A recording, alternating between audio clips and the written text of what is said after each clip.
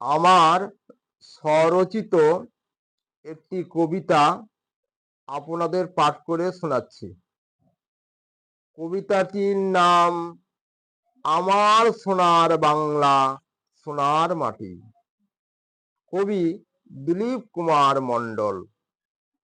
আপনারা দয়া করে আমার ভিডিওগুলিতে অবশ্যই সাবস্ক্রাইব দয়া করে দেবেন। আমার সোনার বাংলা সোনার মাটি, এই মাটিতে সোনায় শুধু ফলে যে খাঁটি।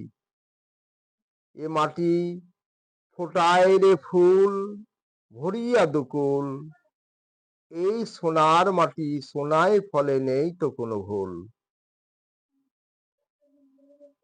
সেখানে রে ভাই 12 মাসে 13 পার্বণ, জলে এসে ভরে দেয় আষাঢ় শ্রাবণ। হরেক রকম ফুল দোলন দিয়ে রং বেশে, ভোমরা আসে গুনগুনিয়ে ফোটা ফুলের পাশে। আকাশে বাতাসে হেতায়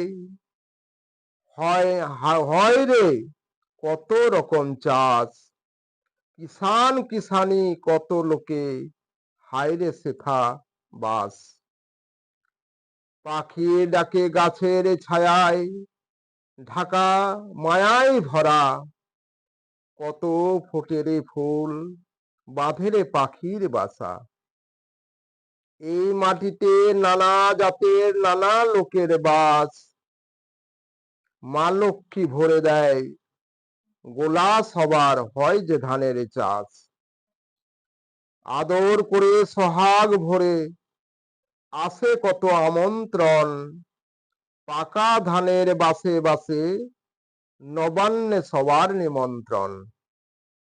এ মাটি ফোটায় ফুল যেমন বসন্তকালে, চৈত্র বৈশাখ মাসে এই মাটি আবার আগুন জ্বলে। এই মাটি এমন খাঁটি অসময়ে বজ্র জ্বলে, এ মাটি যেমন কমল তেমন কঠিন জাদু জানে।